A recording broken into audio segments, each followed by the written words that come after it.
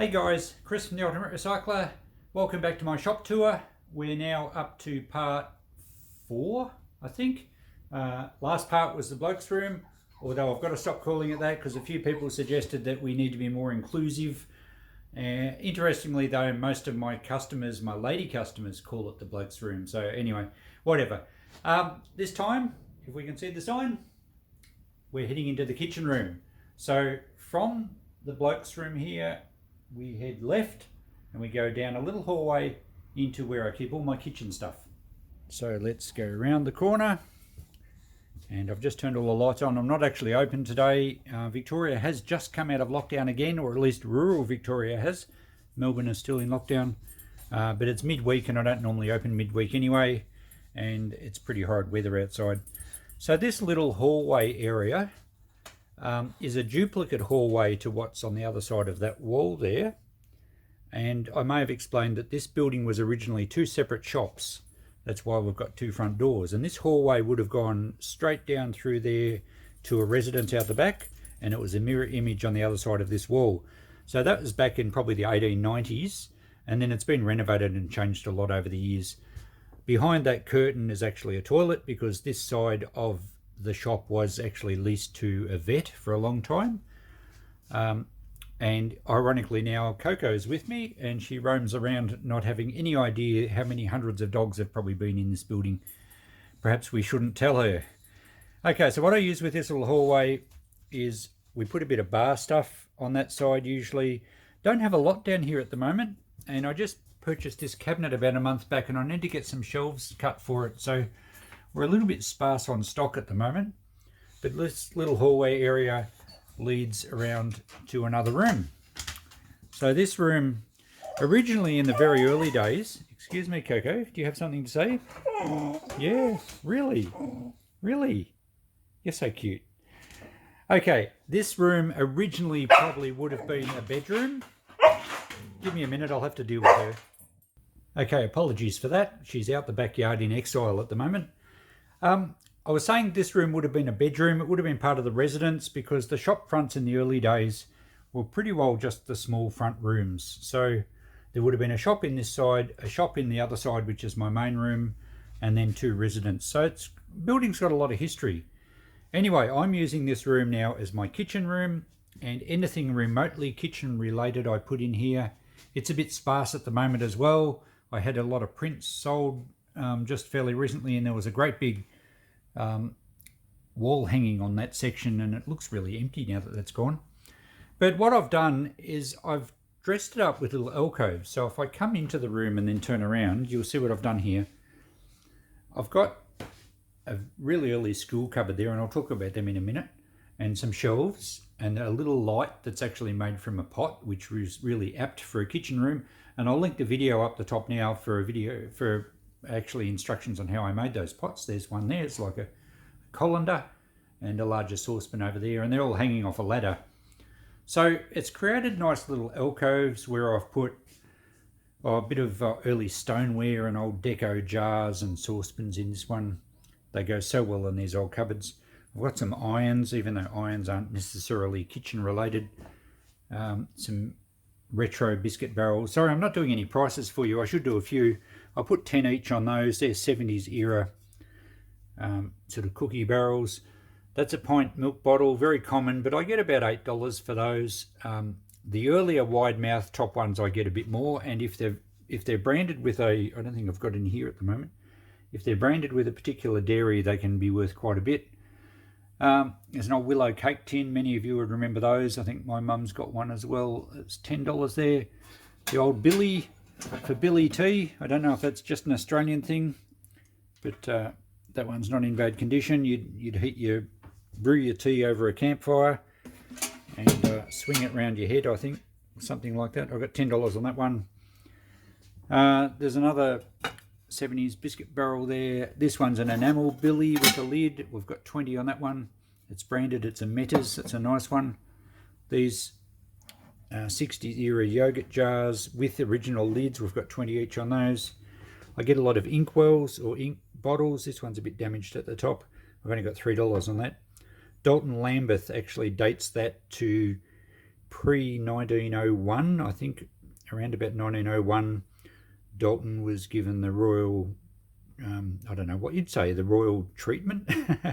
They were enabled to call themselves Royal Dalton. So before that, it was just Dalton. So that dates it pre then. I think Queen Victoria, maybe not. She died in 1901, around that era anyway. Someone decided that they should be Royal Dalton. There's a little cast iron trivet there. It looks like it's a nesting hen. I think that's a modern piece. I've probably only got $5 on that. Yep, exactly $5. Little bit of china, some serving plates, fry pans. I get a few old big demijohns in. This one's a bit damaged and it's not branded at all. We've got $15 on that one. There's another demijohn there that's got its handle broken off, only got $5 there. A nice old Victorian era, or probably circa 1900 cast iron pot that featured in a video a while back. So I like to have these shelves dressed up with lots of early vintage kitchen stuff, but half the time we get modern stuff as well. I mean, when we clean out a house, we're going to get everything from things that they've inherited from, you know, their parents and their grandparents to stuff that they only purchased a week before. So it does give us a big range. We get a lot of baking ware. There's some really nice aluminium saucepans with anodized aluminium lids, 45 on that set. A huge big crock here, early 1900s stoneware crock. The lid's got a bit of a chunk out of one spot. It's massive, it's very heavy, about 75 on that. The rest of it's in excellent condition. It's possibly Bendigo pottery, I'm not too sure. It's not actually stamped. I throw in a sprinkling of cookbooks. Most of those are pretty cheap unless it's a sought after one. We've got 10 on that one. 365 dinners it's called. Lots of salt and pepper shakers. They're fairly common ones. We've got $5 a set, but we do get a lot of novelty ones as well. More saucepans, a few tins. How cool is that light look, eh? That's great. I love it. I get lots of stuff in the e-waste that is too good to throw out. This was a NutriBullet, which I'm sure you'd be all familiar with. But the motor was burned out, so I scrapped the motor. But these containers are perfectly fine. And if someone has a NutriBullet and wants a few extra mixing containers, they're going to jump at that for $5 a lot. So you shouldn't just throw things out because they're no good. Like the motor was burned out, most people would throw it out.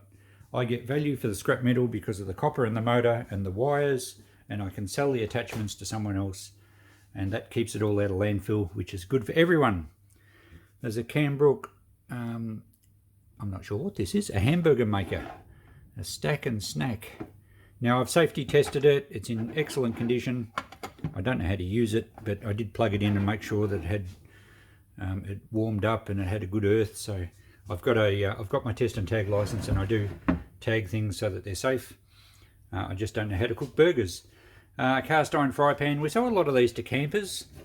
I've got 20 bucks on this. It's a really good heavy cast iron fry pan in pretty good condition. A timber handle, it'd be ideal on a campfire. We get a lot of old enamelware. I think these plates would be nice old ones. $10 a set on that. I had 20 on the fry pan. Did I mention that? I don't remember. We get a lot of vintage Pyrex. I've got $10 on that one. It always sells pretty well. This kitchen room does need a bit of sorting out. I haven't been out here for a while to spend a bit of time neatening it up.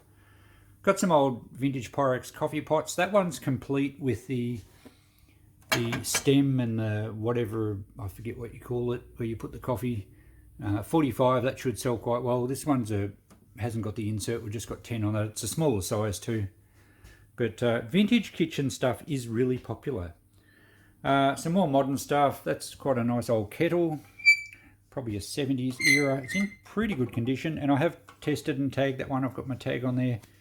So it is safe, and that protects me as far as selling electrical items, and people know that they're getting something that hasn't got a fault. More appliances. Some of these have come in the e-waste, and people will drop stuff off and say, do you take e-waste? I was going to throw this out. And I say, yep, for sure. And then they'll give it to me and say, oh, we only used it once. It works perfectly. We just don't want it. So yeah, it's amazing how wasteful some people can be, but at least they're bringing it here so it can have another life. So that's got to be good. There's a large Sunbeam slow cooker down there, a pressure cooker, I get a bit of assorted cutlery. I really just throw in, utensils and things, 50 cents each. Half the time I give them away. A Kenwood Chef Mixmaster. Now that one has an issue and the cord's been cut off it, and it wasn't worth me. There was no accessories with it either, so I've just got parts or repair, $5. In good condition, those things bring at least $100. And sometimes the attachments, hang on, let's pan back across here. The Kenwood Chef attachments sell quite well. I think I had two other K, what do they call them? A K hook or something, or a K beater. I've already sold that. I've got 10 on the whisk. And there's a dough hook, we've got 10. So the accessories sell really well for those things. They're very sought after. We have, going back a few years now, we have a vintage, when I say vintage, it's probably 1930s. It's an ice chest. So someone's repainted it up and it looks quite flash now, but sometimes I prefer them to look original. But anyway, that's come up pretty good. I've got 150 on that. There's some 70s era kitchen storage, sort of your pre-Tupperware type storage. I don't think they're Tupperware. They certainly were doing Tupperware in the 70s. No, this is Hostess Housewives. So I've got $10 each on those. They're in good condition. They still seal well with the lids. Excuse this pile of boxes in the corner. That is a heap of old light fittings I bought from someone. It was someone's closing up a shop and they did a good deal on everything, so I bought a whole carload of light fittings. They shouldn't be there, but I had nowhere else to put them at the time, and that's where they got put. There's a shadow board here which I made out of a picture frame, and I did a video on that as well, so I'll link the video up the top for that. And I've sold lots of little bottles. In fact, you can see there's hardly any left. It was a really good way of displaying bottles. I shouldn't have these boxes stacked up there. I must move them. A bit more vintage kitchen appliances. These old meat mincers. Most people remember these things and they sell very well. They're still quite functional, those two. How's this for a really retro 60s probably coffee pot? It sits on a little stand where it has a candle to keep it warm. That's a classic, that. I've got 30 on that and I would expect that to sell really quickly. It looks brand new. I've only put it in recently and we've hardly been open, as I keep saying. A nice old toaster here. These are the old sort that they're not automatic. You have to manually put the toast in and it only cooks one side at a time and you have to keep an eye on it. Otherwise your smoke detectors will be screaming at you. Some nice old tins again. These shelves are quite sparse. I really need to restock in here. There's a nice old honey tin. I can't read the price ticket from here, but you guys can probably read it on the screen while I hold the phone up. This is a great old clock. It's a 60s era retro. It is a battery movement, but it's quite a vintage one, I'd say 60s. It would have had a handle on it. It would have been a fry pan clock, but the handle's gone missing, so now it's just a pan clock. Still looks the part. I reckon that's great. We have some Japanese type stuff here. This is a cookie jar. I've got $15 on that. That's pretty cool. I like that. And these old scales come in from time to time. They're usually German made. These ones work fine, a bit rusty on the tray, but still in operational condition. I've only got 10 on those. I usually get 20 when they're in good nick. What else is down here? Oh, we sell lots of these. These are the Mixmaster Bowls, usually for a sunbeam. And there's some beaters in there as well. But I do sell lots of those bowls. I always pick them up when I see them in op shops. And I get $10 to $15 for a small one. Is that branded Sunbeam? They normally are. Yes, it is. I think you can see it in the reflection. It's upside down, but it says Sunbeam. So 10 to 15 on the little ones. I get 20 for the big ones. They're a really good seller, those. A bit of a little retro 60s display cabinet here, which I actually sold to a lady quite a few years back, and she paid it off, and she's never come back. So it's still here. If you're watching, I'm not going to resell it. I don't know what I'll do eventually. It's been probably 3 years since I've heard from you. But anyway, you get that. I don't think I ever got her phone number. I make a habit now of getting people's numbers. You kind of assume that people will come back because they've given you money. Anyway, it's here and I'm still using it. A few teapots, a lot of just pressed glass jugs, a jug and sugar bowl that side. These are all only $5 or $10 each. Pretty cheap stuff. Nothing particularly good in here. Although I do like this kettle. That's an electric kettle. It would have to be 1930s. It's a timber handle. I don't have a cord for it. And I wasn't going to muck around trying to see if it works, because I don't think anyone would actually buy that specifically to make a cuppa. It's more of just a collectible kitchen item, but it looks fantastic. I love the lines. Reminds me of the nice old American, big cars with the tail fins and all chrome. They look fantastic. They put a lot of style into some of that stuff. Nowadays it's just a blob of plastic or brushed stainless steel. Coffee cups, but not your average coffee cups. I only put nicer ones in here, or ones that have something cool to say. Ain't nobody got time for that. Most average coffee cups and glassware we usually give away for free or send to the local charity shop. I don't want to fill my shop up with really low value stuff. Most of this stuff is pretty low value, but it turns over quick. We have some beaters here for Mixmasters and various things. There's a glass bowl set which was new in box. This was a nice stove top hot water box. I don't have a lid for it, but I think the tap works. It's a bit stiff, but it used to work. I did remember testing it. That featured in a video a while back, but I don't remember which one. Microwave plates. Well, I scrap out a lot of microwaves, and what is the point of throwing the plate in the bin when quite often people are looking for replacement plates?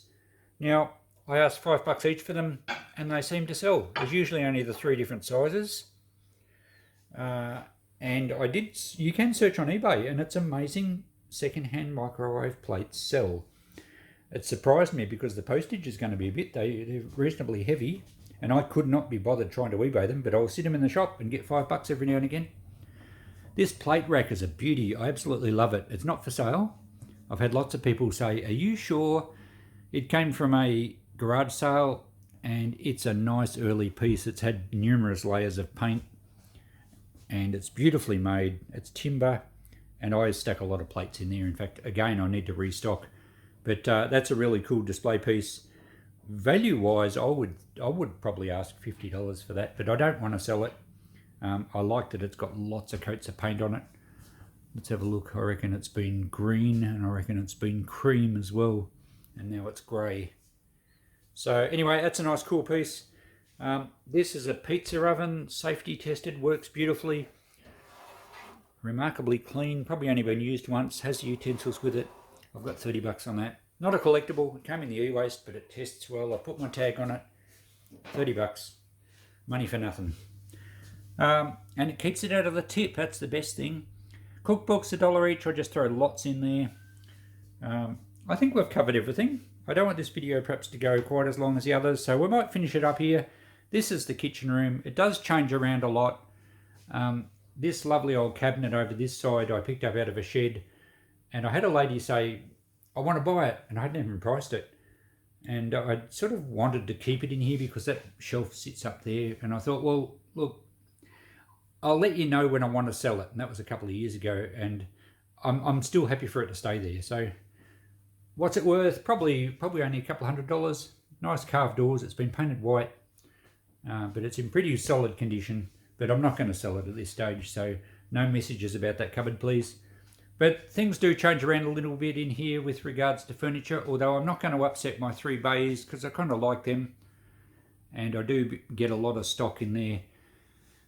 You can see there's some prints up on the wall. I sell quite a lot of those. They're nothing special. They're not all prints. The one in the middle there is a really classic Chinese formula painting. Could have been done in the 80s or 90s. They are real oil paintings, but they're really just mass produced. Really only decorative value. I've got $20 on that. That one there I think is a cross stitch.